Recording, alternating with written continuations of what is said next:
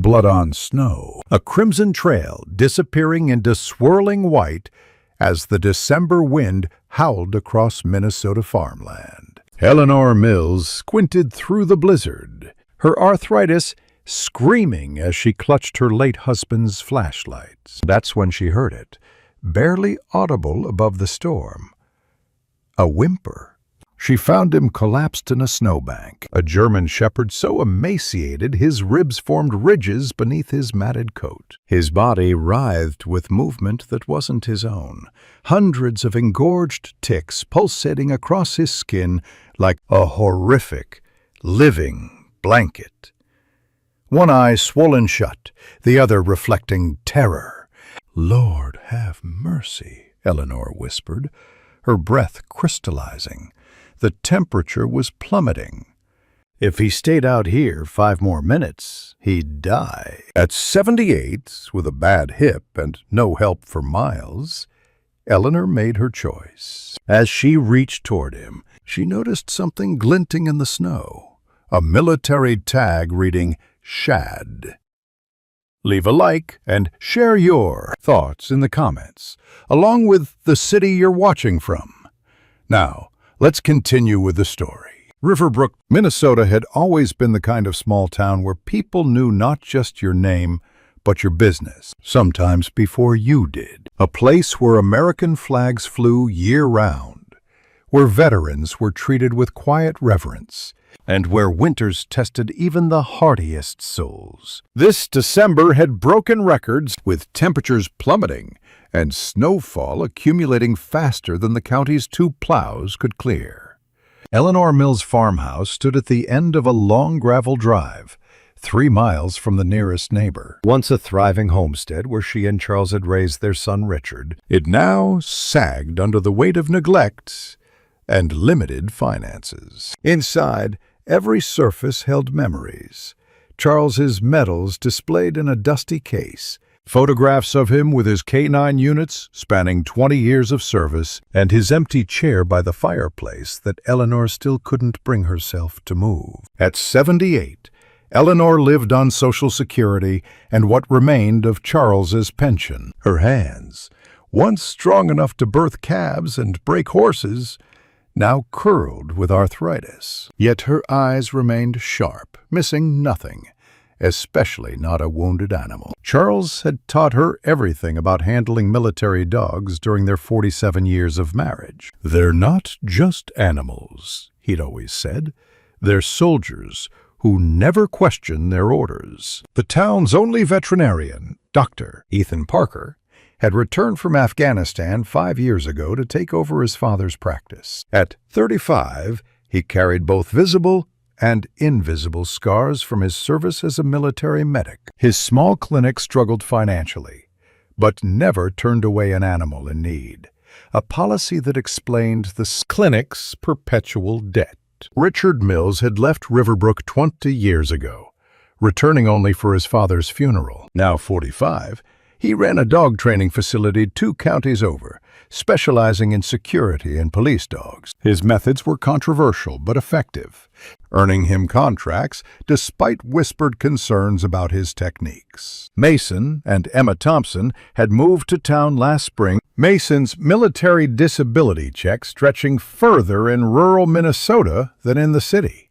His PTSD made crowded places impossible, while Emma's nursing skills had secured her a position at the county hospital. They lived quietly, their inability to have children an unspoken sadness between them. These lives, separate but connected by invisible threads of community, service, and loss, were about to converge around one broken German shepherd, a dog whose arrival would expose long-buried secrets and force a reckoning that Riverbrook's snowy landscapes could no longer keep buried. Eleanor's hands trembled, not from the cold, but from the impossible task before her. The German shepherd weighed at least 70 pounds, even in his emaciated state. She was barely 100 pounds herself, with a hip that had needed replacing for 3 years. "Come on, old girl," she muttered to herself. Charles didn't marry a quitter. She removed her scarf and gently wrapped it around her hands before touching the dog. The ticks were everywhere, clustered around his ears, nestled between his toes, bloated with blood along his spine. The animal flinched at her touch, but lacked the strength to move away. A memory surfaced, Charles demonstrating how to lift an injured canine. Stabilize the spine, support the chest, move decisively.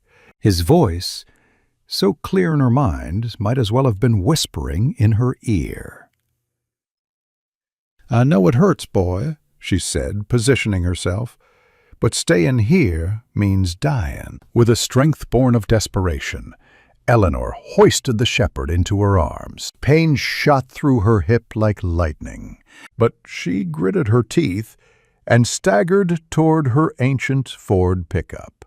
Each step was agony, each breath visible in the frigid air. The dog's body felt wrong against hers, too light, too cold, trembling with either fear or fever. By the time she reached the truck, her coat was smeared with blood and crawling with displaced ticks. "Almost there," she promised, though whether to the dog or herself wasn't clear. She laid him across the passenger seat as gently as possible, then cranked the heater to full blast. The old truck protested, engine fighting against the cold, as Eleanor navigated unplowed roads toward town. The 15-minute drive to Ethan's clinic stretched to 40 in the storm. Twice, the truck fishtailed dangerously. Once, the dog convulsed, sending a fresh wave of panic through her. Eleanor drove with one hand on the wheel, the other resting on the shepherd's side, counting each shallow breath like a prayer. The lights of Ethan's clinic had never looked so beautiful. Though the closed sign glowed in the window, Eleanor laid on the horn, until a shadow appeared behind the frosted glass. Dr. Ethan Parker's expression shifted from irritation to alarm as he registered Eleanor's truck and her desperate face through the windshield. He rushed out without a coat, snow immediately dusting his dark hair. "Mrs. Mills, what's happened?" he called, then stopped short at the sight inside her truck. "Dear God." "Help me get him inside," Eleanor said, voice steady despite everything. "He's still breathing." Ethan didn't hesitate. He reached in, expertly lifting the shepherd while Eleanor gathered the military tag she'd found. Inside, the clinic's warmth was shocking after the brutal cold. "Sarah," Ethan called to his technician, who emerged from the back room. Her eyes widened at the sight. "Prep the treatment room, heating pads, IV fluids, broad-spectrum antibiotics." Ethan rattled off commands while carrying the dog. "And get the tick removal tools, all of them." "I'm staying," Eleanor announced, following them. "Mrs. Mills, this could take hours. I said I'm staying." Her tone left no room for argument. Charles would never leave a soldier behind. Neither will I. Sarah exchanged glances with Ethan, who nodded reluctantly. The examination revealed more horrors than were visible at first glance. Beneath the ticks and matted fur were systematic injuries, an embedded training collar that had nearly grown into the neck, cigarette burns along the flanks, and evidence of repeated blunt trauma to the ribs. "This wasn't an accident," Ethan muttered, anger hardening his features. "Someone did this deliberately." Over time, Eleanor watched as they methodically removed ticks, each one placed in a specimen jar. "Why save them?" she asked. "Some carry diseases." "Need to identify them." Ethan paused, examining one closely. "This isn't a common deer tick. This is unusual." The dog's temperature was dangerously low. His blood work revealed severe anemia and signs of organ stress.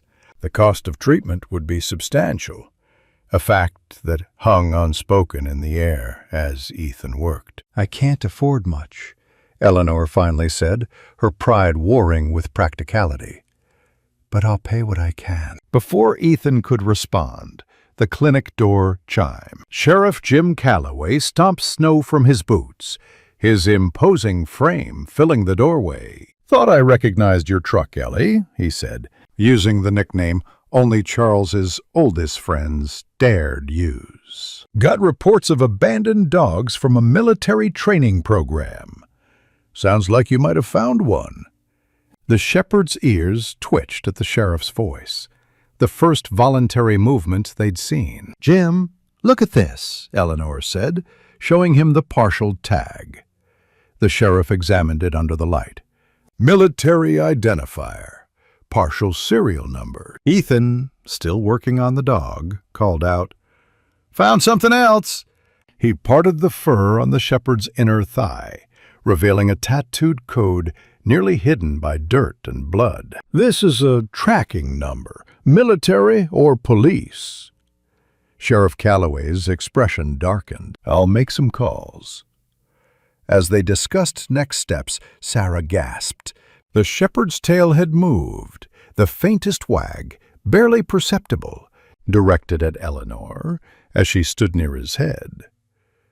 "Well, I'll be damned," Ethan whispered. "He knows who saved him." Eleanor reached out one gnarled hand, letting the dog sniff her fingers. The tail moved again, stronger this time. "What's your name, soldier?" she asked softly. The dog closed his one good eye, exhausted but finally safe, as the snow continued to fall outside, covering his tracks and the evidence of whatever journey had brought him to Eleanor's door. 48 hours passed in a blur of IV bags, antibiotics, and careful monitoring. Eleanor refused to leave, sleeping upright in a plastic chair beside the shepherd's kennel. She'd phoned her neighbor to feed her chickens, then settled in for the duration. The dog, whom she'd taken to calling Soldier until they knew better, had stabilized enough to accept small amounts of water and broth. "His vitals are improving," Ethan announced on the morning of the third day, reviewing charts while Sarah changed bandages. "But I'm concerned about these blood results." He pointed to abnormalities on the lab report that had just arrived by courier. The roads were still barely passable after the storm.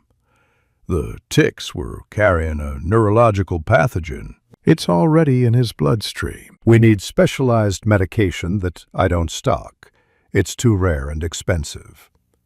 Eleanor's heart sank. "How long does he have?" "Without treatment? A week, maybe less. The infection will reach his brain." The silence that followed was heavy until Sarah spoke up. "I found something in the database." She turned her computer screen to show them a record with a partial match for the tattoo code. "This tracking number belongs to a German shepherd named Shadow, part of a specialized training program, contracted through Mills Security Solutions." "Mills?" Ethan's head snapped up. "As in—" "Richard Mills," Eleanor finished, her voice hollow. The room seemed suddenly colder. "My son." Sheriff Calloway arrived an hour later with printouts and a grave expression. The conference room door closed behind him, Ethan, and Eleanor. "Richard's company received a military contract 2 years ago," Jim explained, spreading photos across the table. "Training shepherds for specialized detection work. 15 dogs went through the program. 14 were placed.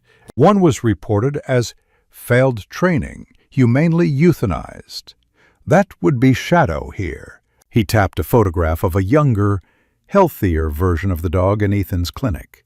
"Except clearly he wasn't euthanized," Ethan said. "No." Jim's weathered face hardened. "And there are rumors about Richard's training methods. Nothing proven, but—" Eleanor stared at the photo, memories washing over her.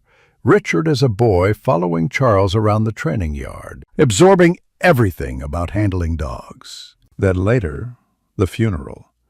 Richard standing apart, refusing to accept the folded flag. His cold words, "The dogs always came first. Always." "There's more," Jim continued reluctantly. "Shadow had a recorded incident during training. He attacked a handler when the handler struck another dog. The report called it unstable aggression, but it sounds like he was protecting the other animal." Ethan finished.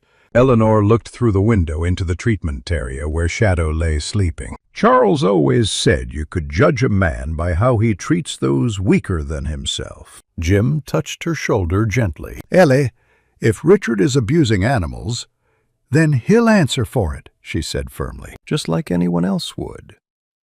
The clinic door chimed, interrupting them. Sarah escorted a young couple into the waiting area. The man tall with military posture, the woman petite with kind eyes. Dr. Parker? I'm Emma Thompson. We spoke on the phone last week about service dogs for veterans. This is my husband, Mason. Ethan excused himself to greet them. Through the open door, Eleanor watched Emma kneel beside Shadow's kennel, speaking softly to him.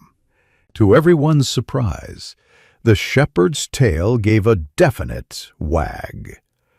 He likes her, Sarah observed. It's remarkable he trusts anyone, Ethan replied, after what he's been through. As they watched, Emma gently stroked Shadow's head, careful to avoid his injuries. The dog actually shifted closer to her touch, the first voluntary movement he'd shown. Mason was a handler in Afghanistan, Emma explained when she noticed them watching. The dogs can sense it somehow. Mason remained by the door, his posture stiff, eyes constantly scanning exits.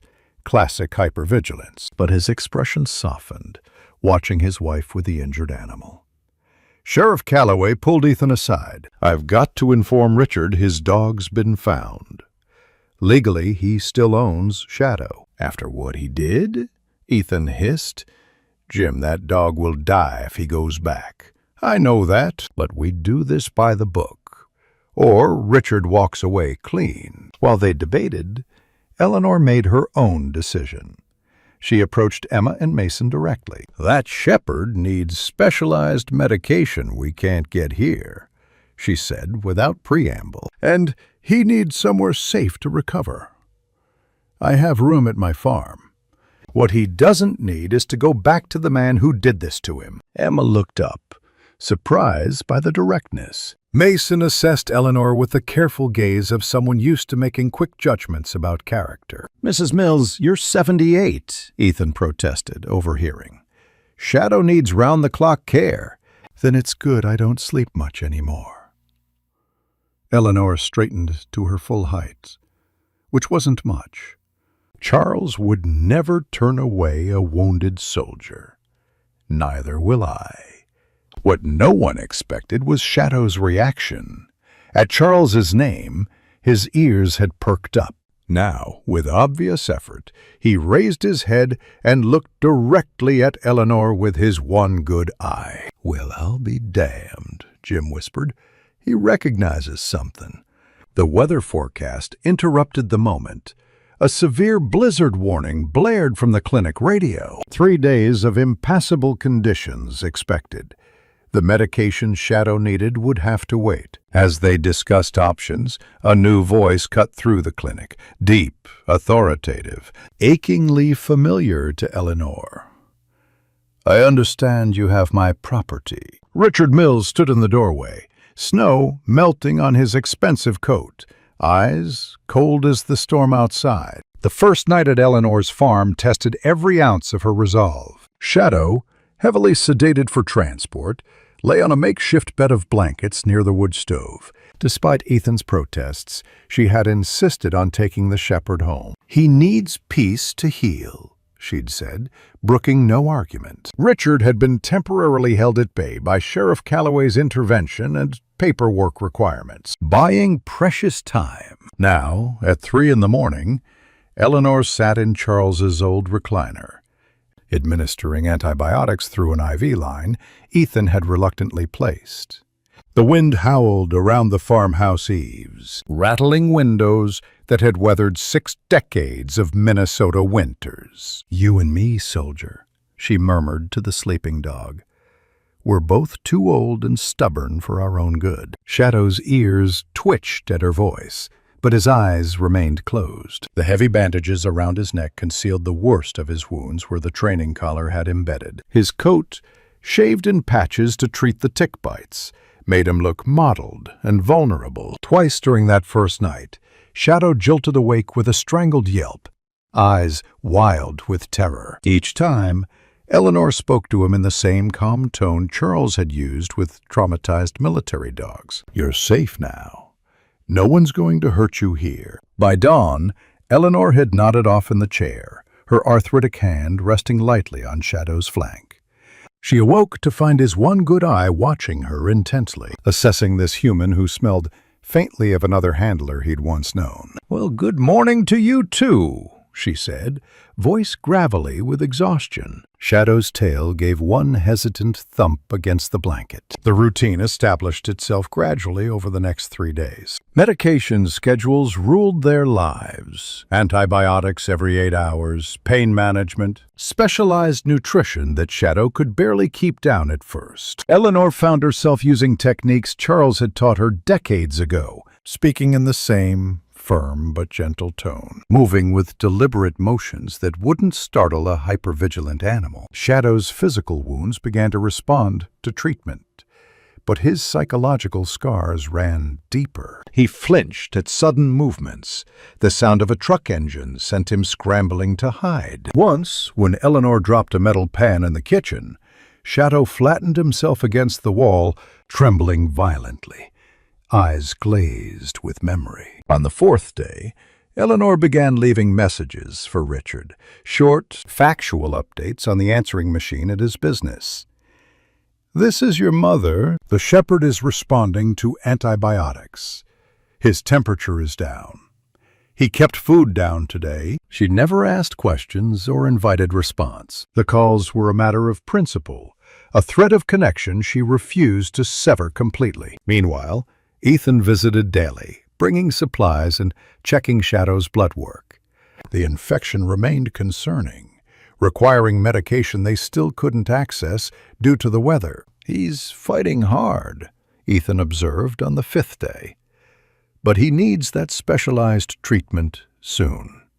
Sarah accompanied him sometimes, bringing donated supplies from town. Through her, Eleanor learned the community was dividing into factions, those who defended Richard as a businessman, providing necessary but tough training, and others disturbed by rumors of his methods. Pastor Williams tried to mediate at the town council meeting, Sarah reported. It got heated. Jim Calloway's investigating other dogs that went through Richard's program. Through it all, Shadow watched and listened. His intelligence became increasingly evident. He learned Eleanor's routine, anticipated her movements, and began responding to basic commands. He would take medicine from her hand when he'd growl at Ethan for approaching. At night, he dragged himself to sleep near Charles's empty chair, as if drawn to the lingering scent. On the 6th day, Emma and Mason Thompson arrived with supplies. Shadow's reaction to Emma was immediate.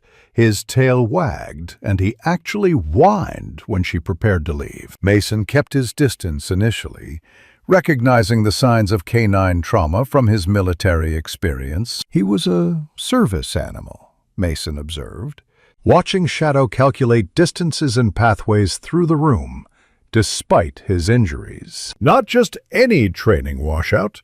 He had specialized handling. Emma knelt beside Shadow, gently checking his healing wounds. "The shelter said you were looking for a service dog," she said to Mason. "What if—" "We can't," Mason interrupted. "Richard would never. Richard doesn't deserve him," Eleanor said simply. Later, after the Thompsons left, Emma's words lingered in Eleanor's mind. She found herself watching Shadow with new eyes, not just as a victim to save, but as a being with purpose. When she dropped her reading glasses and struggled to retrieve them, Shadow carefully picked them up in his mouth and placed them in her lap, despite his pain. "Well, aren't you full of surprises?" she whispered. On the morning of the 7th day, Sheriff Calloway's cruiser pulled up the long driveway, followed by a sleek black pickup. Richard had finally come to claim his property. The confrontation on Eleanor's porch was frigid as the weather. Richard, immaculate in an expensive coat, barely acknowledged his mother before demanding to see the animal. "He has a name," Eleanor said, A designation, Richard corrected coldly. Shadow, she countered, and he's not well enough to be moved. Richard's laugh was without humor. Since when are you a veterinarian, Mother? Sheriff Calloway intervened. Richard, there are questions about the dog's concerns from who? That washout military medic playing veterinarian? That dog failed basic training standards. It was scheduled for humane euthanasia after attacking a handler. Is that what happened? Eleanor asked quietly.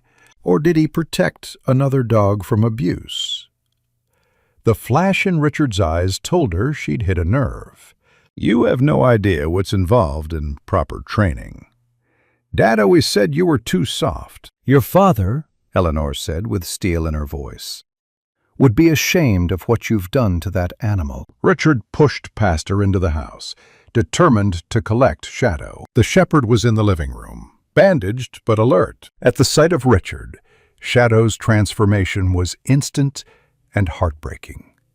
The dog, who had begun to show trust and personality, flattened himself against the floor, urinating in terror, a high, keening whine escaping his throat. Eleanor had never seen such naked fear, not even in her husband's worst nightmares after combat. This was the response of an animal who expected nothing but pain from a human. Even Sheriff Calloway was visibly affected. Richard, I think we need to... He's faking, Richard snapped. It's manipulation. These animals are smarter than you think. But Shadow's terror could not be faked. The trembling was so severe it reopened one of his wounds, blood seeping through the bandage. Mason and Emma arrived during this standoff, having heard about Richard's return. Emma rushed to Shadow's side while Mason positioned himself between Richard and the dog. You're not taking him, Mason said, his military bearing evident. Not like this. And who exactly are you? Richard demanded. Someone who knows what a service dog should look like, and how one shouldn't look. Mason's voice was measured but firm. This animal shows signs of systematic abuse, not training. Tensions escalated until Dr. Trisher, Parker, arrived for his scheduled visit, accompanied by Sarah. The small farmhouse was now crowded with factions. Richard demanding his property, Eleanor defending Shadow, the Thompsons providing unexpected support, and medical personnel concerned for the animal's welfare. Amid the weather radio crackled with an urgent announcement. The predicted blizzard had accelerated, with life-threatening conditions expected within hours. Roads would soon be impassable. Nobody's going anywhere tonight, Sheriff Calloway announced. This argument will have to wait. Richard, forced to retreat temporarily, left with a parting shot. This isn't over, Mother. That dog is worth thousands in training investment. After the door closed behind him, Shadow emerged trembling from where he'd wedged himself behind Charles's chair. He limped to Eleanor and pressed against her legs, seeking reassurance. It's all right, boy, she soothed, her weathered hands gentle on his head. He'll have to go through me first. But as the wind intensified outside and the first heavy snowflakes began to fall, Eleanor wondered how long she could protect Shadow, and at what cost to what remained of her relationship with her only son. That night, as the blizzard engulfed Riverbrook, Shadow slept fitfully, whimpering in dreams where he was still captive. Eleanor sat beside him, her hand on his flank, feeling each tremor run through his battered body. "We're quite the pair, aren't we?" she whispered. "Both too stubborn to quit, too hurt to trust easily." Outside, the storm sealed them away from the world, a temporary reprieve from decisions and confrontations that could not be postponed forever. In the quiet darkness, Eleanor found herself humming the lullaby she used to sing to Richard decades ago, when the world was simpler and wounds less deep. Shadow's breathing eventually evened out, his good eye closing as he surrendered to exhaustion. Watching him, Eleanor made a silent promise to the dog, to her late husband's memory, and perhaps to herself. Some things are worth fighting for, even at my age. The blizzard descended with apocalyptic fury, transforming Riverbrook into an isolated Arctic landscape.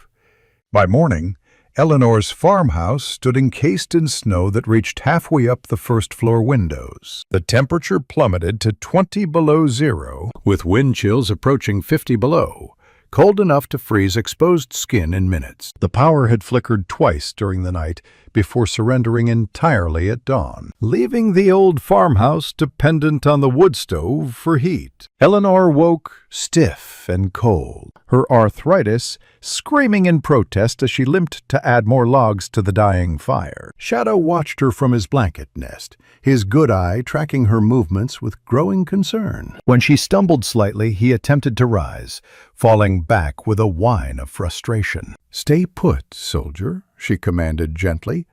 "I've weathered worse storms than this." But in truth, she hadn't faced such conditions alone before. Charles had always been there, his strong hands splitting wood, his practical mind anticipating every contingency. The battery-powered radio delivered grim news: roads completely impassable, emergency services suspended, no timeline for power restoration. Worse, Shadow's morning dose of antibiotics would be his last. The specialized medication for the tick-borne infection remained at the clinic, unreachable. Already, Eleanor noticed the subtle signs of deterioration. Increased temperature, dulled responsiveness, the slight disorientation when he tried to follow her movements. By midday, the farmhouse had become a cold-weather fortress. Eleanor closed off unused rooms, hung blankets over doorways, and consolidated their living space to the area around the wood stove. Her hands, gnarled with age and arthritis, struggled with the simplest tasks: opening medication bottles, changing Shadow's bandages. Still, she persevered with the stubborn determination that had defined her 7 decades of rural life. Charles used to say the difference between living and dying in Minnesota winters is preparation and attitude, she told Shadow as she melted snow for drinking water. "We've got enough wood for 3 days. Someone will come before then." Shadow's response was a tail thump against the floor, but his eyes held a wisdom that seemed to see through her forced optimism. The unexpected knock came as darkness fell again, the sound nearly lost in the howling wind. Eleanor approached the door cautiously, the old shotgun Charles had insisted she keep within reach in her hands. "Mother, open up.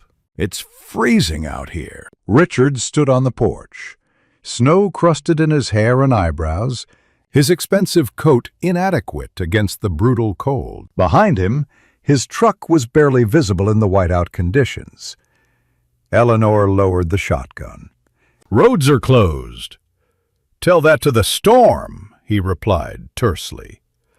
She stepped back, allowing him entry. Richard stomped snow from his boots, his face tight with discomfort and something else, concern perhaps, though he masked it quickly. "Power's out at the motel," he explained, not quite meeting her eyes. "Sheriff suggested I might wait out the storm here, since I was nearby." The unspoken question hung in the frigid air. Why was he nearby when all sensible people had taken shelter hours ago? Eleanor didn't press for answers, simply pointed to the wood stove. "Get warm. There's coffee on the stove." Richard moved toward the heat, then stopped abruptly at the sight of Shadow. The shepherd had dragged himself upright, body rigid with tension, a low growl rumbling from his chest. Every line of the dog's posture communicated fear and defensive aggression. "He looks worse," Richard observed clinically. "The infection's progressing. He needed medication we couldn't get because of the storm." Richard studied the animal with a professional eye. "Fever, disorientation, peripheral tremors. Classic neurological involvement." The detailed assessment surprised Eleanor, though it shouldn't have. Richard had grown up surrounded by working dogs, absorbing knowledge whether he wanted to or not. He needs diazepam for the seizures that will come, doxycycline for the specific tick species he's carrying. Richard removed his coat, revealing a small medical kit attached to his belt. I brought what I could carry through the snow. Eleanor stared at her son, momentarily speechless. You came because of the dog? I came because a valuable asset was at risk, he replied stiffly. They established an uneasy truce as the storm intensified outside. Richard administered medications with a surprisingly gentle touch, his hands steady and confident. Shadow tolerated his presence only because of the fever's disorientation, flinching whenever Richard moved too quickly. The seizure, when it came, was violent and terrifying. Shadow's body contorted, foam flecking his muzzle, a keening cry escaping his throat. Eleanor found herself pushed aside as Richard worked with practiced efficiency, securing Shadow's airway, administering medication, speaking in a low, commanding voice that seemed to penetrate even the dog's neurological distress. Hold his head, mother. Not like that. Yes, there. Richard's instructions were clipped but clear. Keep him from hitting it against the floor. Eleanor complied, her heart racing as Shadow's powerful body bucked and trembled beneath her hands. When the seizure finally subsided, leaving the dog exhausted and panting, Richard sat back on his heels, face grim. That was a bad one. There'll be more without proper treatment.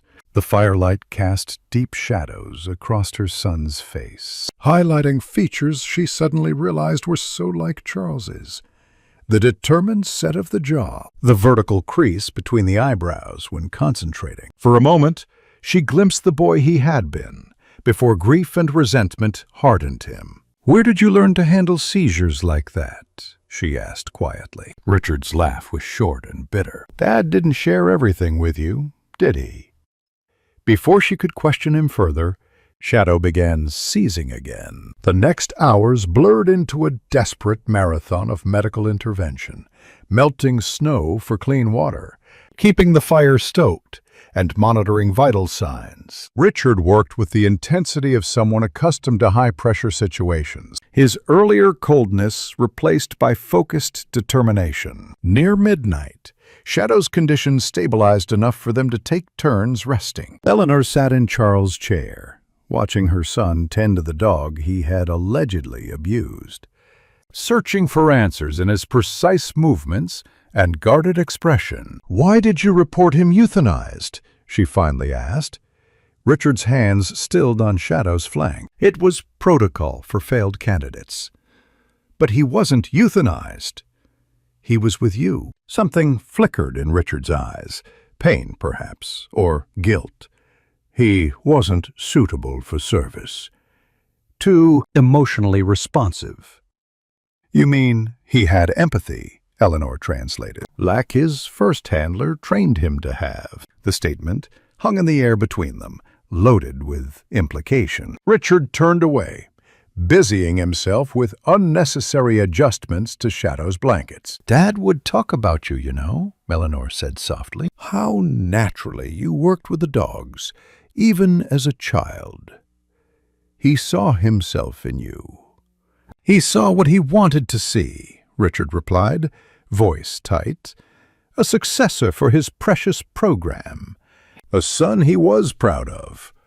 Richard's bitter laugh cut through the howling wind outside. Is that what he told you? That he was proud of me? The son who couldn't meet his impossible standards? Richard?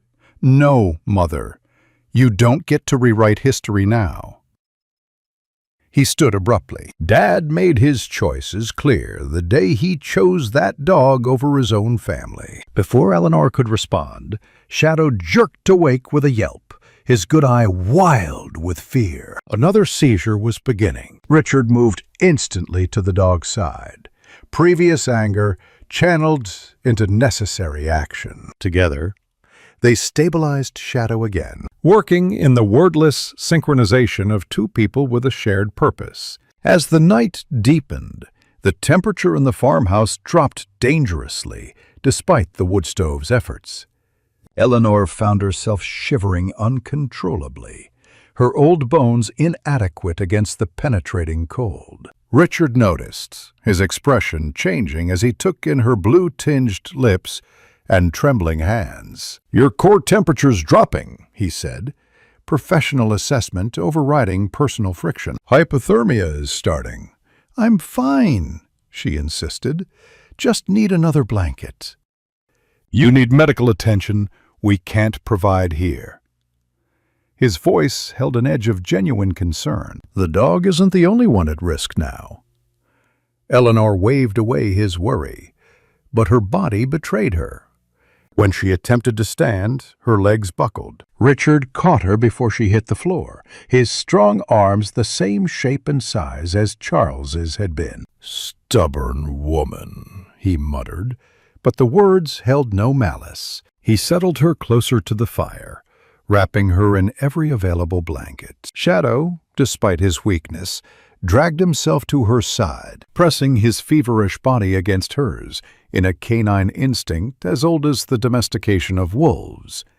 Sharing, warmth, protecting the vulnerable. In the flickering firelight, with the storm howling outside and death stalking just beyond the farmhouse walls, the barriers between mother and son temporarily dissolved.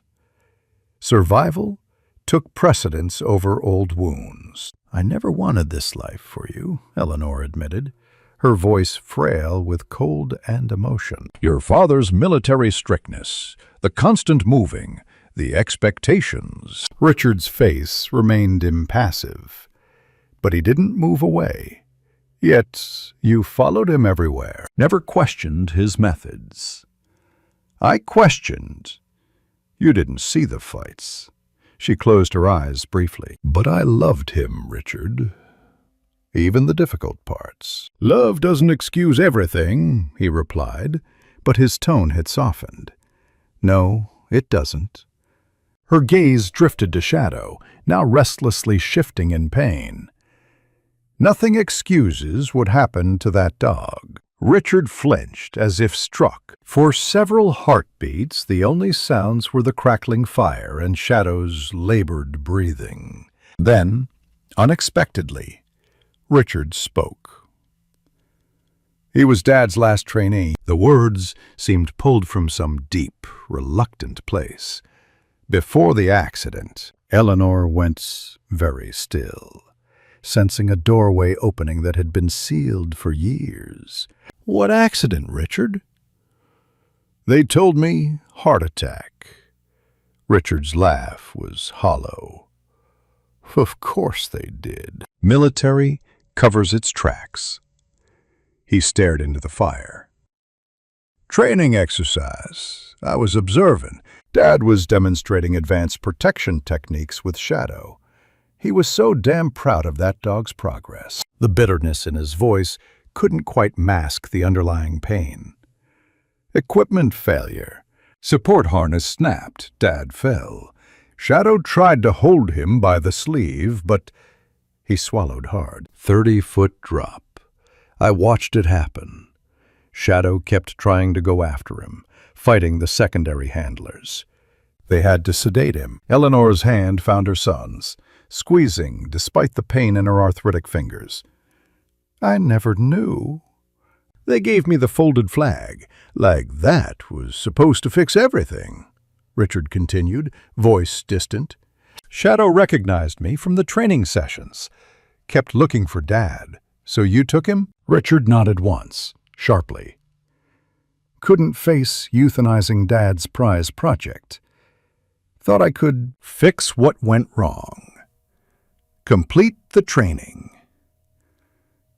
But Shadow reminded you too much of that day. The silence stretched between them, filled with unspoken grief and guilt. Finally, Richard spoke again, his voice barely audible over the storm. "Every time I looked at him, I saw Dad fallen.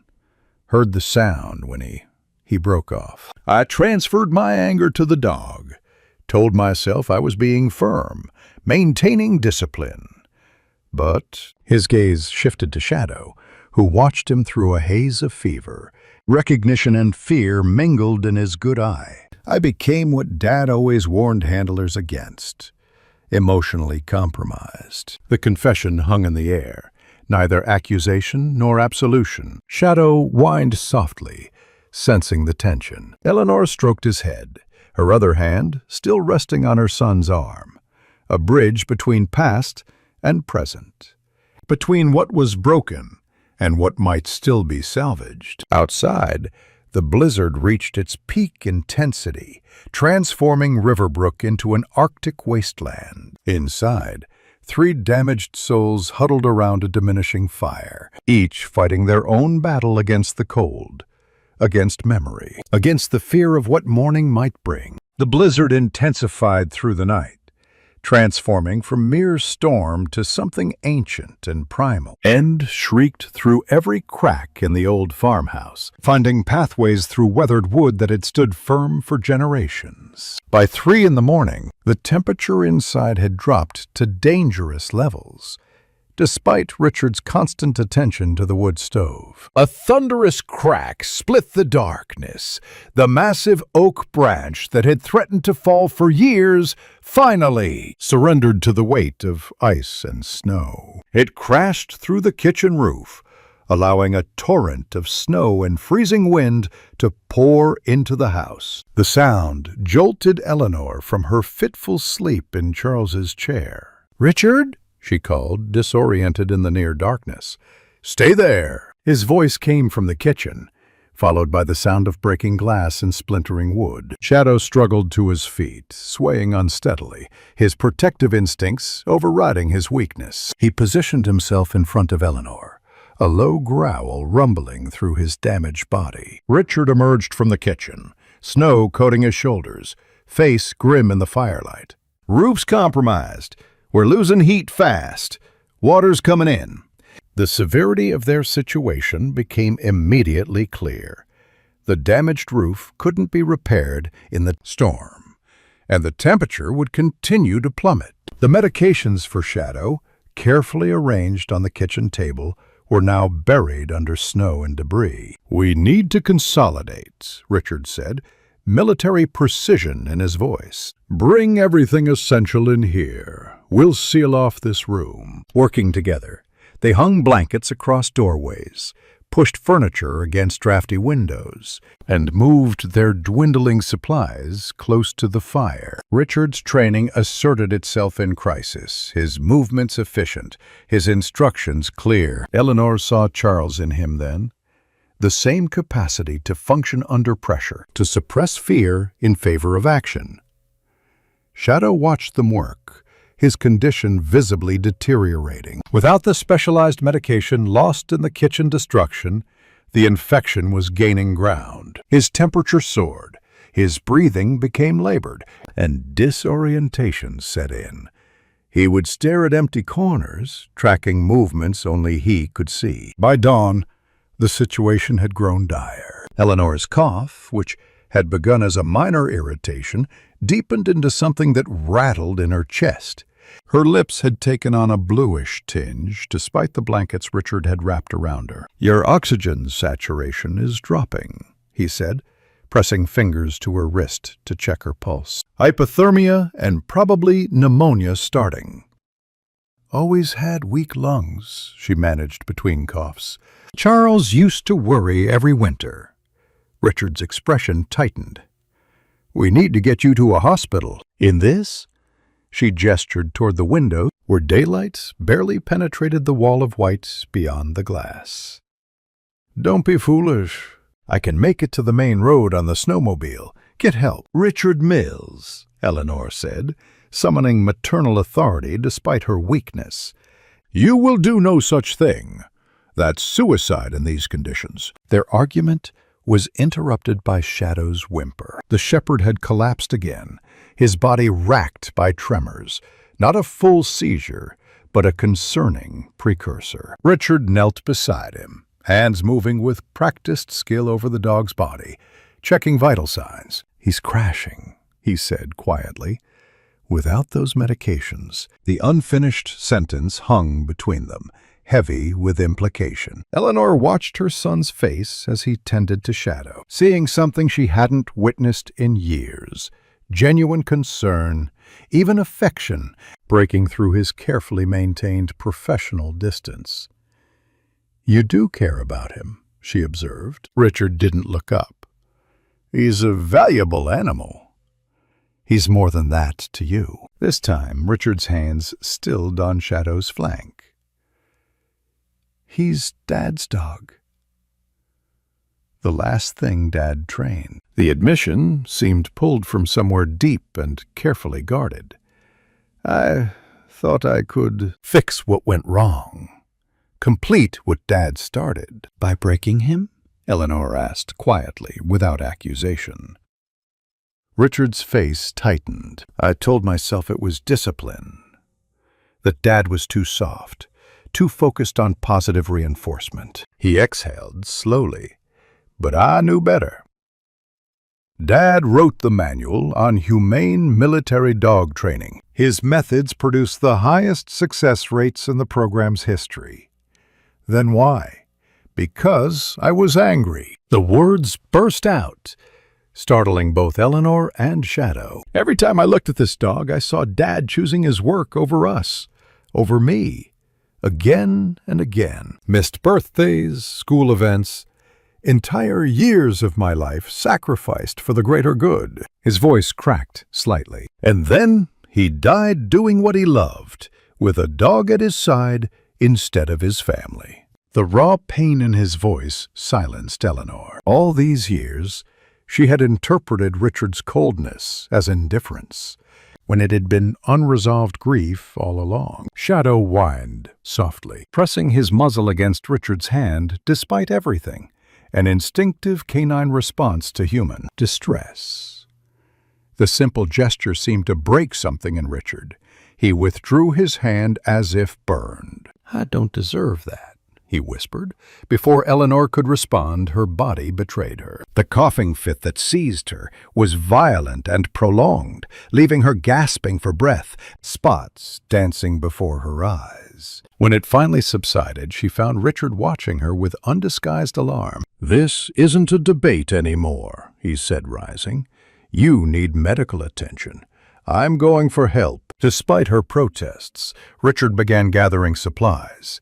The emergency kit from his truck, extra layers of clothing, a flashlight with failing batteries. His movements were decisive but hurried, betraying the urgency he felt but wouldn't express. "Richard, the temperature out there is 40 below with the wind chill," Eleanor argued weakly. "You won't make it half a mile."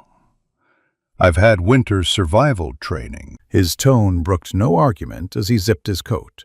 "Keep the fire going.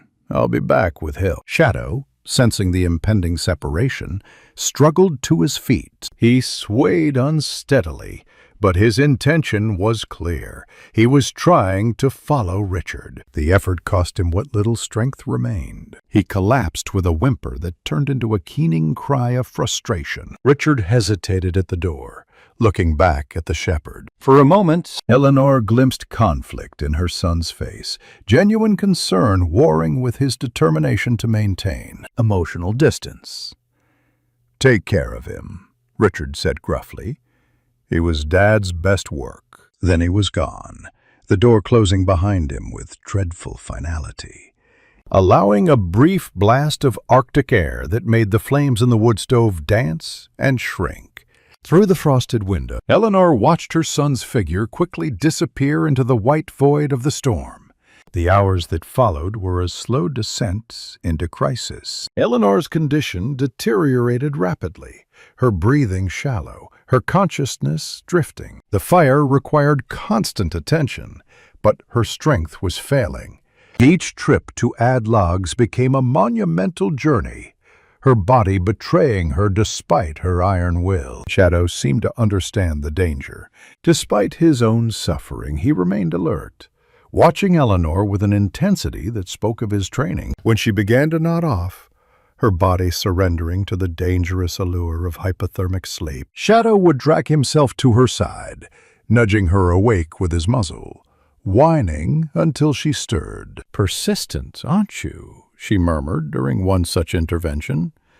"Just like Charles. Never knew when to quit." Outside, the day was waning, darkness falling again, with no sign of Richard or rescue. Eleanor found herself talking to Shadow as consciousness became increasingly difficult to maintain, sharing stories of Charles, of Richard as a boy, of the life they had built and lost. "He wasn't always like this," she told the shepherd, her voice fading. "Richard used to sleep with his first puppy, a little beagle mix. Wouldn't let that dog out of his sight. Charles said he had a natural gift." Shadow's ears perked at Charles' name.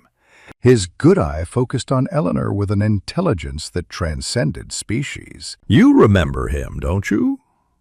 "Charles?" She smiled faintly. He had that effect on all his dogs. Commanded respect, but never through fear. The memory of her husband brought both comfort and grief. Charles would know what to do in this situation. Charles would have prevented it entirely with his meticulous preparation and foresight. As her thoughts grew more disconnected, Eleanor failed to notice the fire dying down to embers. The cold advanced through the room like an invading army, claiming territory inch by inch. Shadow's attempts to rouse her became more desperate, but her responses grew weaker. "I'm just resting my eyes," she told him, patting his head with a hand she could no longer feel. "Just for a minute." Shadow's bark startled her briefly awake, a sound of alarm, of desperation. He was on his feet again, swaying but determined, pulling at her sleeve with gentle teeth, trying to move her closer to the fading heat. "Good boy," she whispered, but couldn't find the strength to follow his urgings.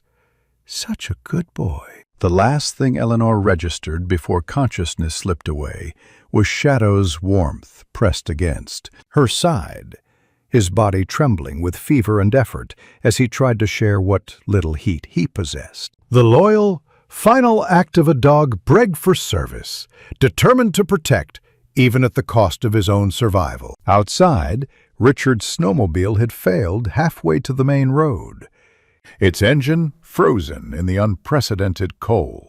Disoriented in the whiteout conditions, he had wandered off course, eventually finding shelter in an abandoned hunting cabin. As night fell, he huddled in the minimal protection it offered, awareness growing that he had made a critical error in judgment, one that might cost 3 lives instead of saving them. The cold was absolute now, a living presence with weight and intention. It pressed against the windows of the old farmhouse, crept through every crack, and settled over Eleanor's still form like a shroud. Shadow, weakened by infection and injury, nonetheless maintained his vigilant position beside her, his body heat a futile defense against the advancing cold. In the deepening silence of the storm-besieged farm, 2 beings clung to life through the long night, one human, one canine, both abandoned by the one person who might have saved them. Their breaths created small clouds in the freezing air, each one fainter than the last. As the embers in the wood stove faded to dull red, then gray, then nothing at all. Shadow knew the woman was dying. The scent of approaching death was familiar to him from his military training, that subtle shift in human chemistry that preceded the end. Despite his own fever and exhaustion, instinct drove him to action. The training embedded in his damaged psyche would not allow him to surrender his post. With tremendous effort, he dragged himself up from Eleanor's side, nearly collapsing as vertigo swept through him. The infection was advancing rapidly without medication, clouding his vision and sending waves of pain through his limbs. Still, he persisted, staggering toward the door, fumbling at the handle with paws never designed for such precision. The door mechanism was beyond his capabilities, but the collapsed section of roof in the kitchen provided another exit. Shadow navigated through the darkened house, memory and scent guiding him where vision failed. The kitchen was a devastation of broken wood and snow, the cold even more brutal than the main room. He clambered over debris, reopening wounds that had begun to heal, leaving a trail of blood droplets on the pristine snow. The storm outside was a white wall of fury, disorienting even to a dog's superior senses. Shadow stood at the edge of the destruction, trembling violently, fighting the neurological effects of the infection. His military training had included scent tracking in adverse conditions, but never with his faculties so compromised, never while battling a fever that threatened to cook his brain from within. Yet something deeper than training propelled him forward, a loyalty beyond explanation, born of his breed's inherent character, and reinforced by the months spent with Charles Mills before the accident. Shadow had recognized Charles's scent on Eleanor from the beginning. To his canine understanding, she was Pack, and Pack was to be protected at all costs. He plunged into the blizzard, immediately sinking chest-deep in snow. The going was excruciating, each step requiring him to lunge forward through the drifts, each breath drawing frozen air into damaged lungs. His strategy was primitive but effective. Find human help, lead them back. The nearest neighbors were miles away under normal conditions, an impossible distance in his condition. But Shadow wasn't seeking the neighbors. His keen senses had detected something closer, the faint traces of wood smoke and human scent approximately half a mile east. His cognitive abilities, extraordinary even by German Shepherd standards, and enhanced by specialized training, recognized this as the best chance for Eleanor's survival. Meanwhile, in the abandoned hunting cabin, Richard Mills was engaged in his own battle for survival. The primitive shelter offered minimal protection from the historic cold. His attempts to start a fire in the rusted stove had produced more smoke than heat, and his fingers were showing the first signs of frostbite, despite his gloves. The reality of his situation had settled on him with crushing weight. He had made a catastrophic error in judgment. His training should have told him to stay put, to conserve resources and body heat. Misplaced confidence and desperate concern for his mother had driven him into conditions no human could safely navigate. "Stupid," he muttered through chattering teeth. "Dad would be so disappointed." The thought of Charles Mills, his exacting standards, his unflinching competence in crisis was a familiar wound. All Richard's life, he had measured himself against his father, and found himself wanting. Even now, facing likely death, he was failing to meet the Mills standard of performance. The sound was so faint, he initially dismissed it as wind playing tricks on his freezing ears. But it came again, a scratching at the cabin door, followed by a low whine that could not be mistaken for wind. Richard staggered to the door, expecting perhaps a fox or coyote driven to desperation by the storm. What he found instead struck him momentarily speechless. Shadow stood on the threshold, a wraith of his former self. Ice crusted his fur, blood from reopened wounds frozen in crimson streaks along his flanks. His remaining eye was glazed with fever, his breathing labored and wheezing. Yet he stood there with a soldier's determination, having accomplished the near-impossible task of tracking Richard through a blizzard while critically ill. "How?" Richard began, then fell silent as understanding dawned. The dog hadn't come seeking rescue for himself. Shadow barked once, a hoarse, painful sound, then turned back toward the direction of the farmhouse, looking over his shoulder with unmistakable intent. Despite his condition, his message was clear: "Follow me." Now, Mom, Richard whispered. The revelation crashed through him. Shadow had tracked him not for his own survival, but for Eleanor's. The dog his father had trained, the animal he had subsequently abused, had dragged himself through lethal conditions to save the one person who had shown him kindness. Shame and urgency propelled Richard into action. He gathered what supplies remained, wrapped his already frostbitten hands as best he could, and stepped back into the storm. Shadow immediately began leading the way, though each step clearly cost him tremendous effort. The journey was nightmarish. The temperature continued to drop, the wind slicing through layers of clothing like knives. Several times Shadow collapsed, only to struggle back to his feet when Richard stopped to check on him. The infection was winning, Richard could see. The dog was operating on willpower alone, his biological systems beginning to shut down. Just a little further, Richard encouraged, though he had no idea if that was true. In the whiteout conditions, all direction was speculation. After what seemed like hours, a dark shape materialized in the white void.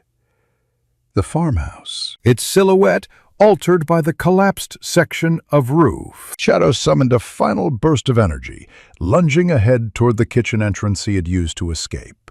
Richard followed, his numb legs barely responding to commands, his thoughts growing dangerously disconnected, a sign of advanced hypothermia. They found Eleanor unconscious in Charles's chair, her skin gray, her breathing almost imperceptible. The fire had died completely, the room temperature only marginally warmer than outside. Richard checked for a pulse with fingers too numb to be reliable instruments. "Mom?"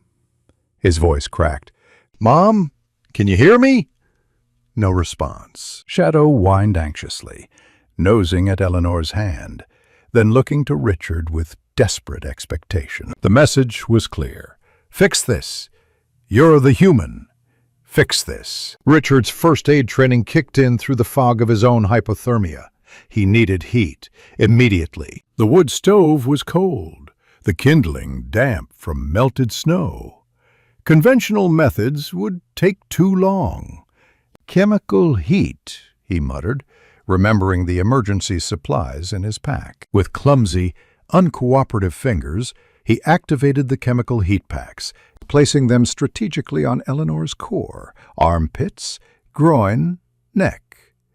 He wrapped her in the emergency thermal blanket from his kit, then began the agonizing process of reviving the fire. Shadow watched the proceedings with the intensity of a military observer, his body trembling violently with fever and exhaustion. When he was certain Richard was taking appropriate action, he finally allowed himself to collapse beside Eleanor's chair. His mission completed. The next hours passed in a fugue state of exhaustion and desperate measures. Richard managed to revive the fire, though the damaged roof made it difficult to retain heat. He melted snow for hydration, forced lukewarm water between Eleanor's lips, and monitored her vital signs with growing alarm. Her pulse was thready and irregular, her breathing shallow. "Don't you dare," he told her unconscious form.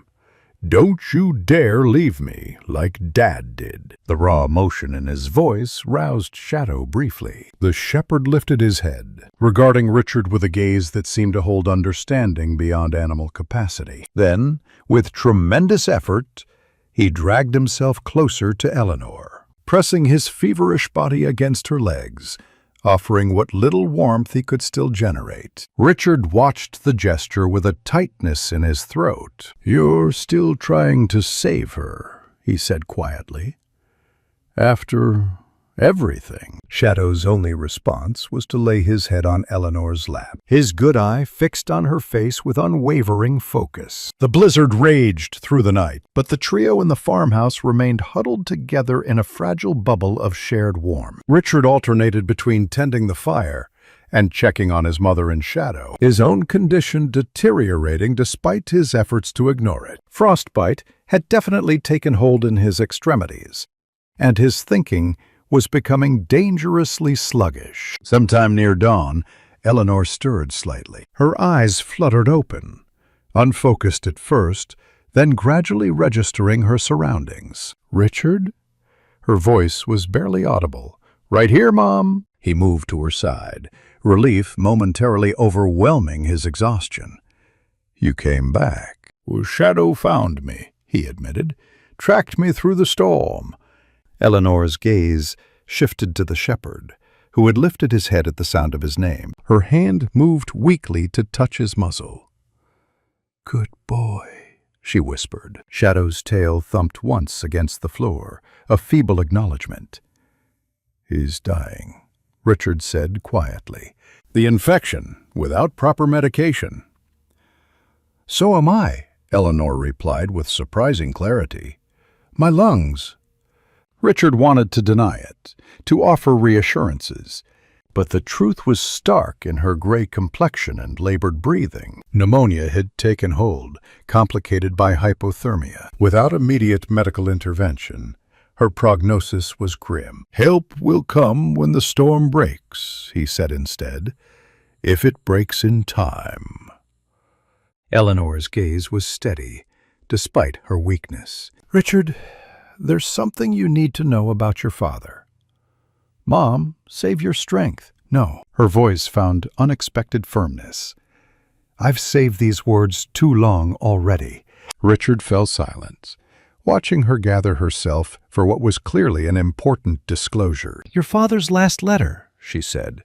"He wrote it the day before the accident."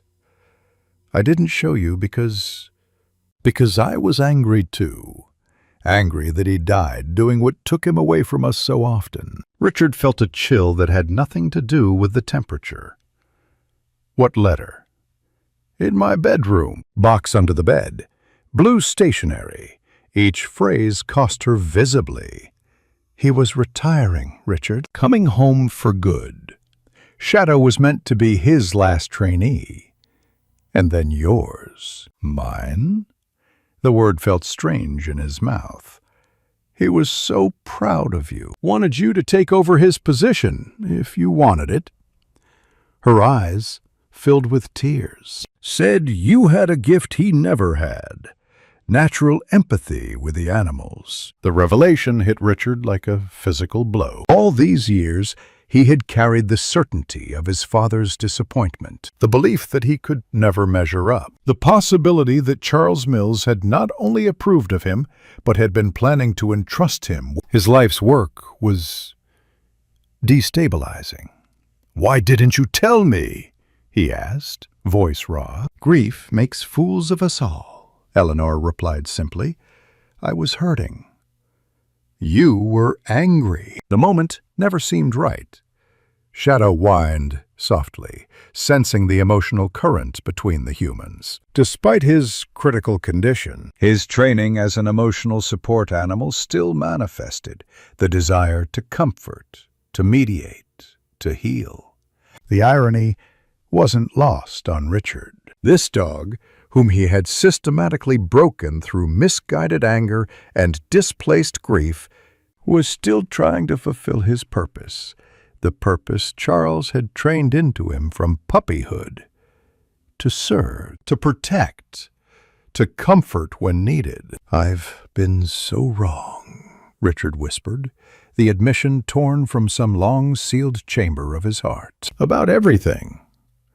Eleanor's hand found his, her grip surprisingly strong, despite her failing health.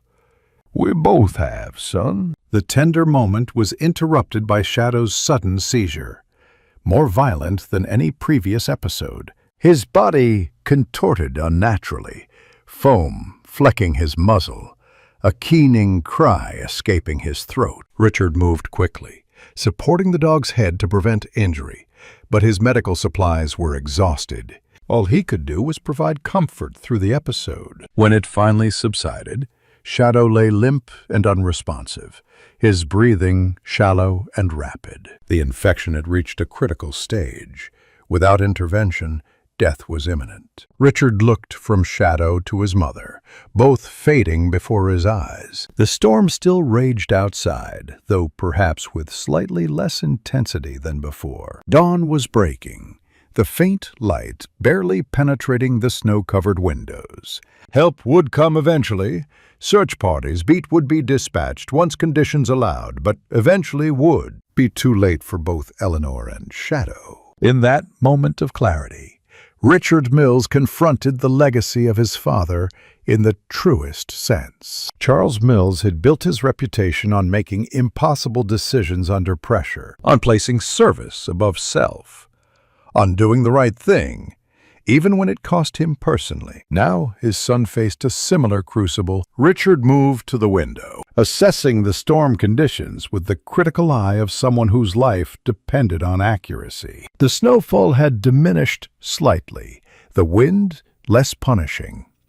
Perhaps survivable with proper preparation and a clear destination. "What are you thinking?"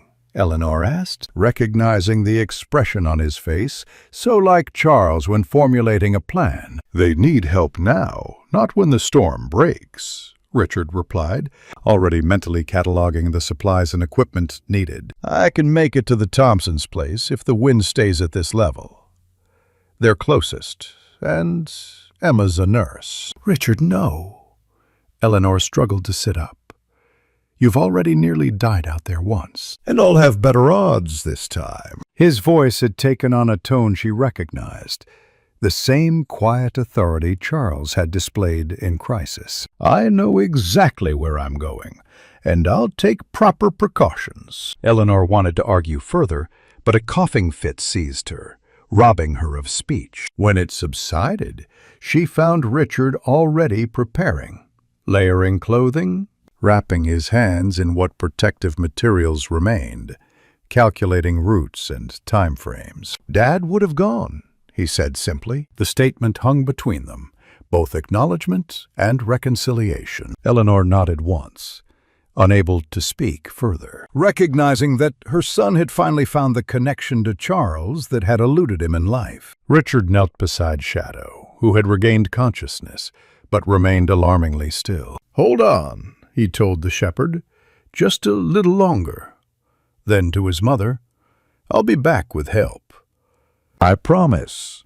Before his resolve could waver, he stepped once more into the storm, leaving Eleanor and Shadow clinging to life in the cold farmhouse. But this departure was different from the previous attempt, driven not by panic or desperation, but by calculated determination. Richard moved through the snow with purpose, his mind focused on the single goal of bringing help in time. At the farmhouse, Eleanor's strength was fading rapidly. She managed to drag herself to the floor beside Shadow, who acknowledged her presence with the faintest flicker of his tail. Together, they shared what warmth remained between them, two beings connected by their love for the same absent men, one gone forever, one fighting his way through a blizzard to save them. "He'll make it," she told Shadow, her voice a threadbare whisper.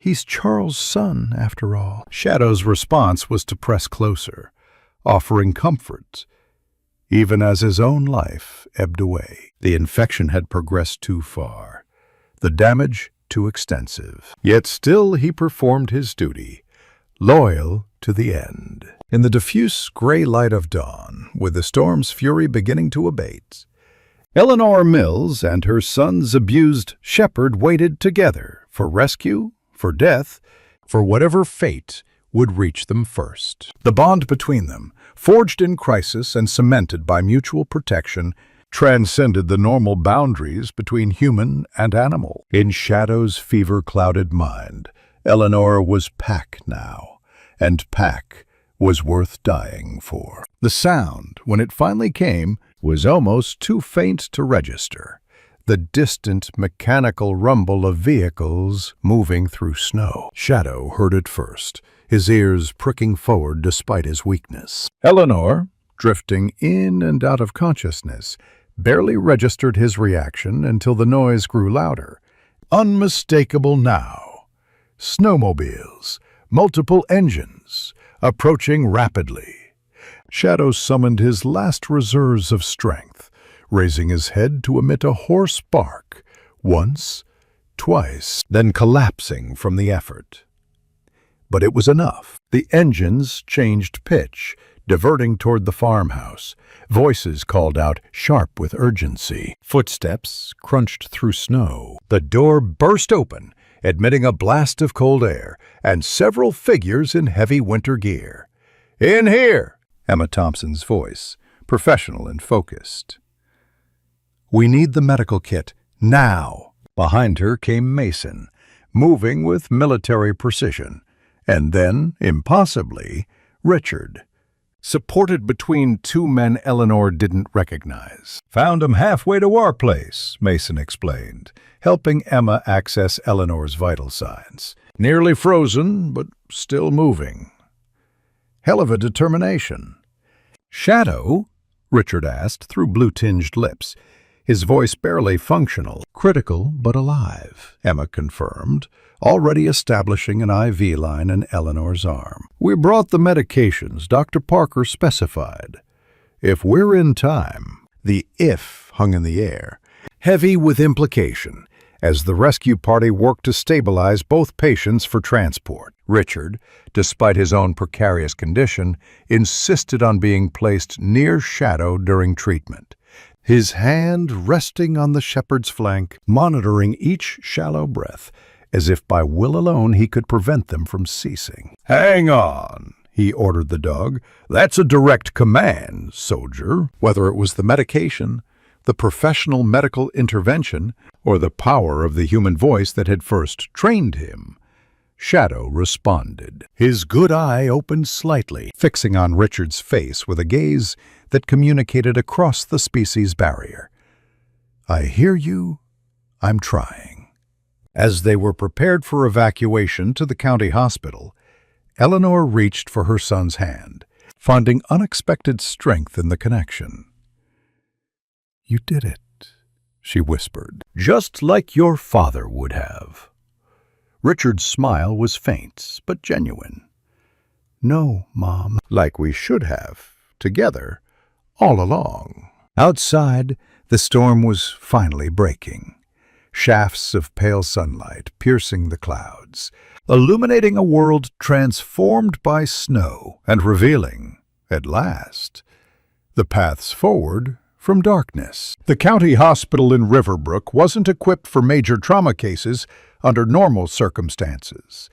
During the aftermath of the worst blizzard in Minnesota's recorded history, it was stretched beyond capacity. Every bed was filled with cases of hypothermia, frostbite, and injuries from collapsed structures. The small medical staff worked tirelessly, prioritizing cases by severity and chance of survival. Eleanor Mills and Richard occupied adjacent rooms in the ICU wing. Shadow, in an unprecedented decision approved by the hospital administrator, was allowed space in a makeshift veterinary treatment area in what had previously been a storage room. Dr. Parker had made an impassioned case for keeping the shepherd close to the Mills family, citing psychological benefits that outweighed protocol violations. "That dog saved 2 lives at minimum," he'd argued. "Probably more, considering the Thompsons would have tried to reach the Mills farm regardless once the storm allowed." 3 days after the rescue, Eleanor regained full consciousness. Her pneumonia was responding to aggressive antibiotic treatment, though her age and weakened condition meant recovery would be measured in weeks rather than days. Richard, suffering from moderate frostbite and exhaustion, was already improving physically. Shadow was Eleanor's first coherent question when she awoke. Emma Thompson, who had taken personal responsibility for the shepherd's care, offered a cautious smile. "Fighting hard. The infection reached his brain, but the specialized medication is working. Dr. Parker says he's never seen an animal with such determination to live." The reunion, when hospital staff finally relented to allow it, was conducted with strict medical oversight. Shadow, heavily bandaged but conscious, was brought into Eleanor's room on a gurney. His tail thumped weakly at the sight of her, and a small whine escaped him, part greeting, part distress at seeing her in a hospital bed. "Look at us," Eleanor said, her voice still rough from intubation. Quite the sorry pair.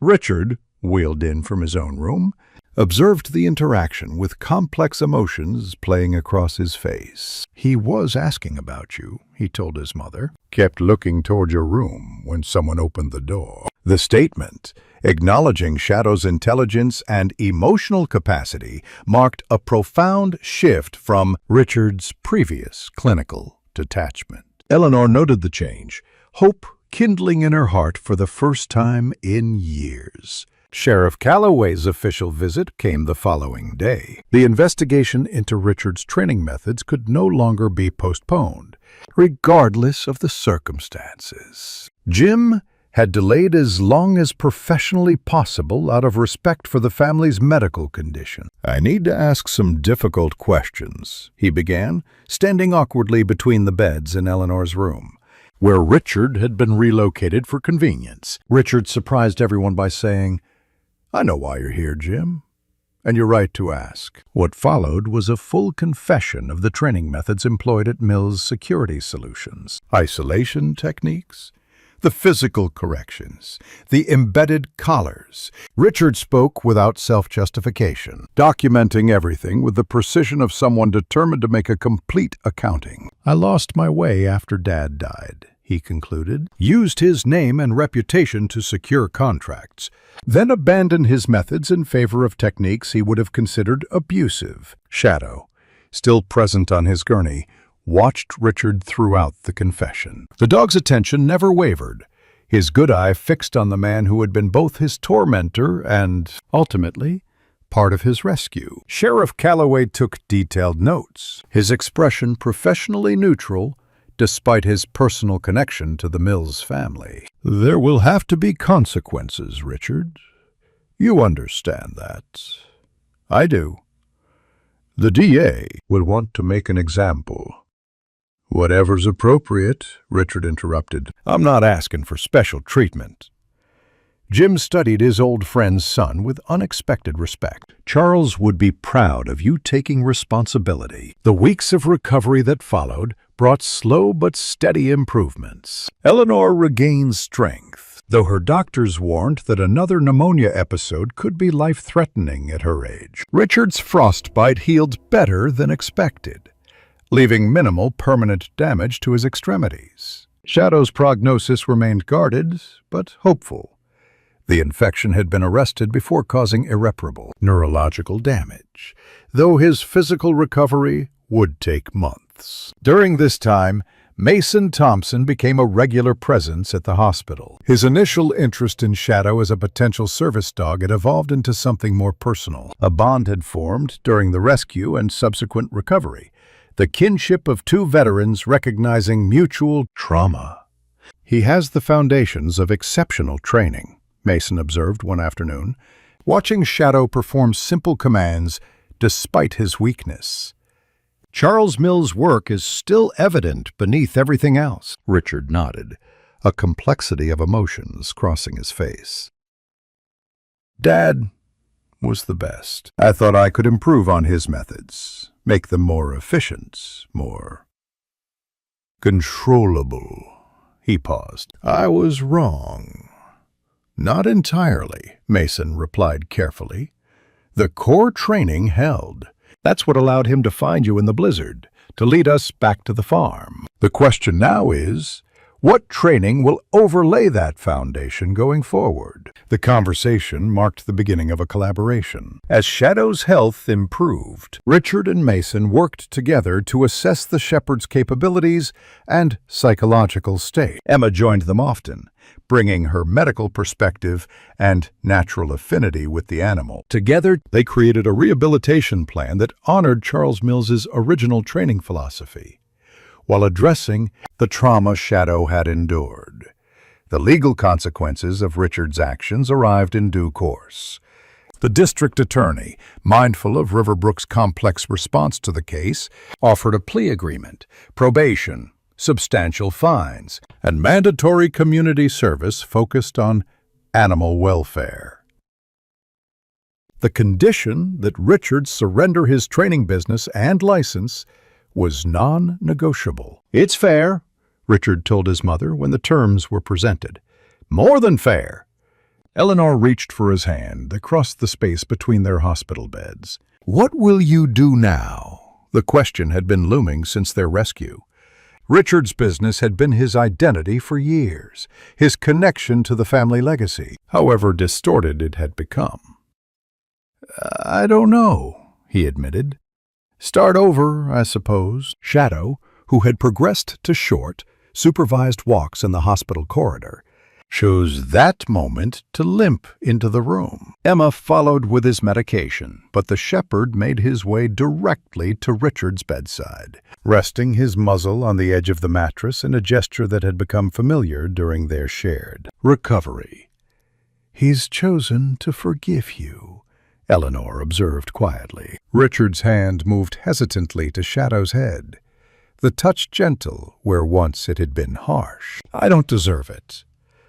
Forgiveness isn't about deserving, Emma interjected, her voice soft but firm. It's about healing, for both parties. 3 months after the blizzard, Riverbrook had largely returned to normal. Spring was beginning to soften the landscape, melting the last stubborn remnants of snow in shaded areas.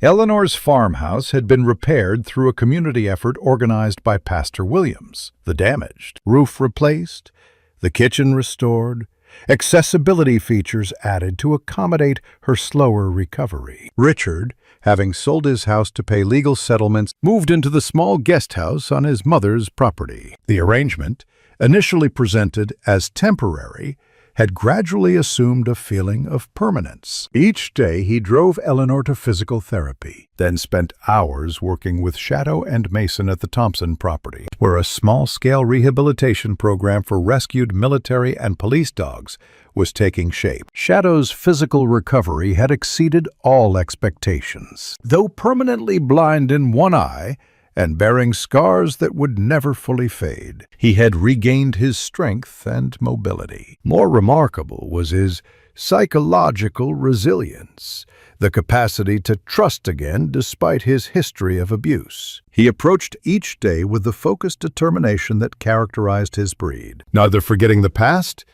nor being defined by it. Legal ownership of Shadow had been transferred to Eleanor, a formality that acknowledged what everyone already understood.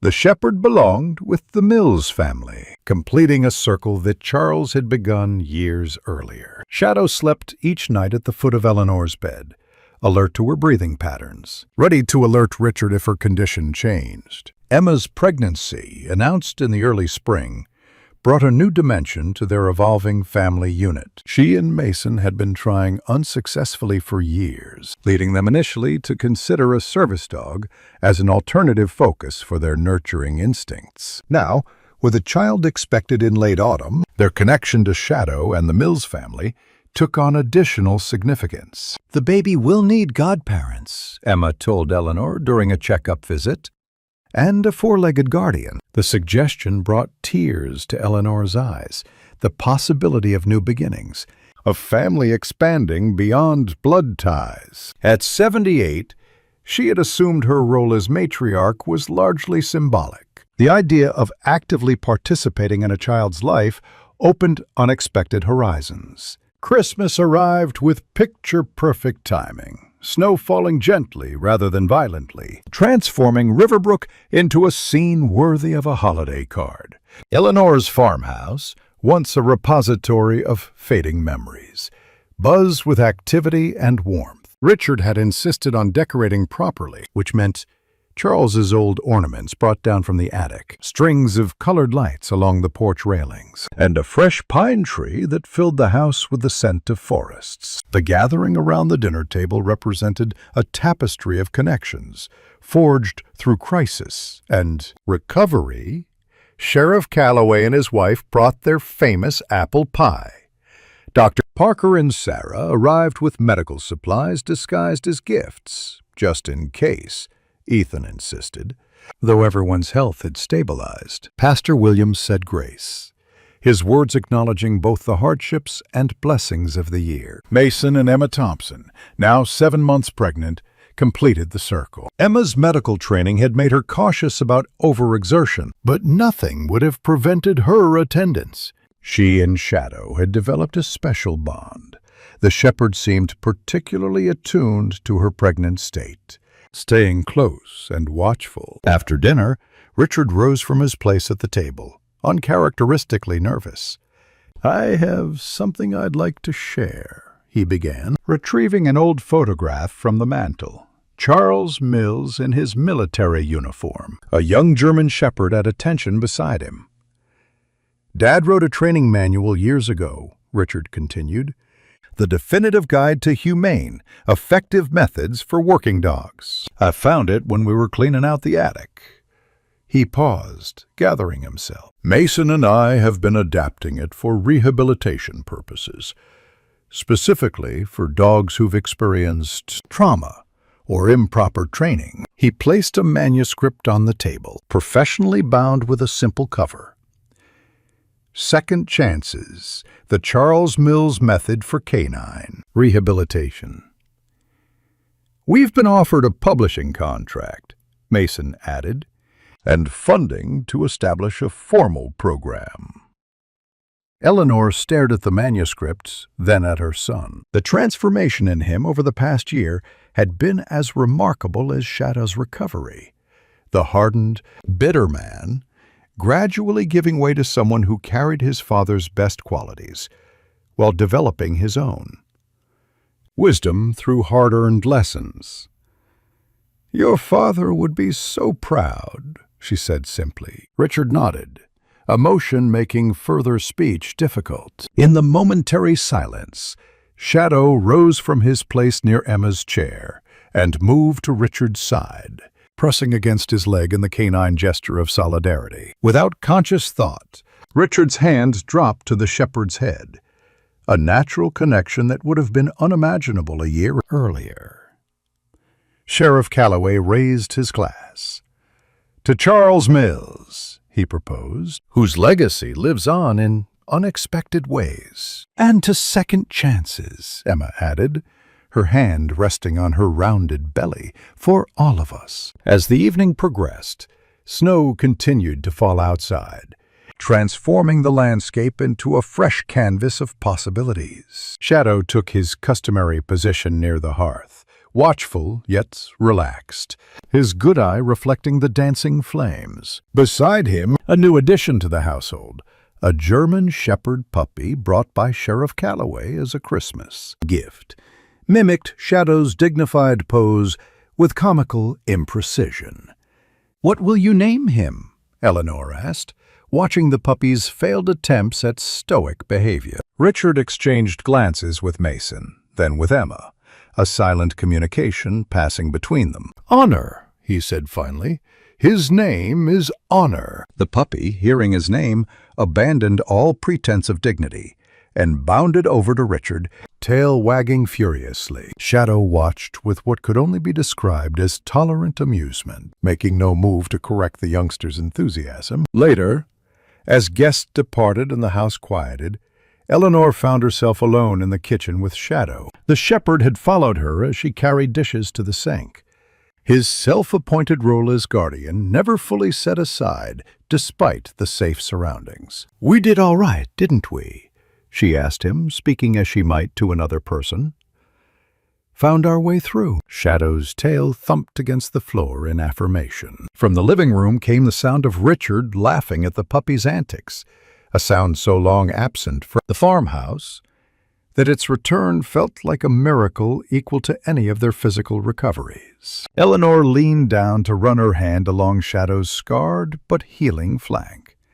"Thank you," she whispered, "for saving all of us." The shepherd pressed his muzzle briefly against her hand, then turned toward the sound of Richard's voice, tails still wagging. Together, they moved back to the warmth of the gathering, two beings who had faced death side by side and emerged not unchanged, but undefeated. Outside, snow continued to fall on Riverbrook, covering the tracks of the past year and creating clean pathways for the journey ahead. Shadow paused at the threshold of the living room, watching the family he had helped forge through crisis and forgiveness.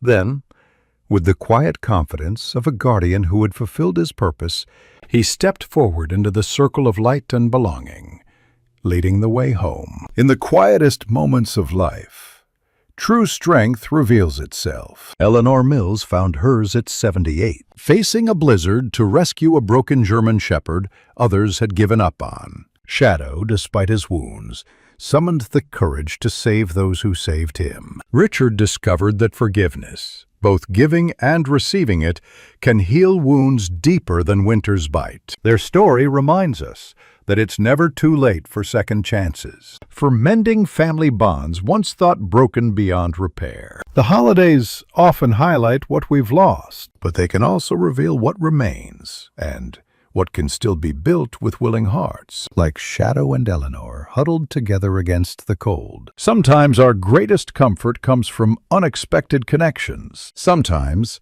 our truest purpose emerges when we're tested most severely. What unexpected connection has brought warmth to your life when you needed it most?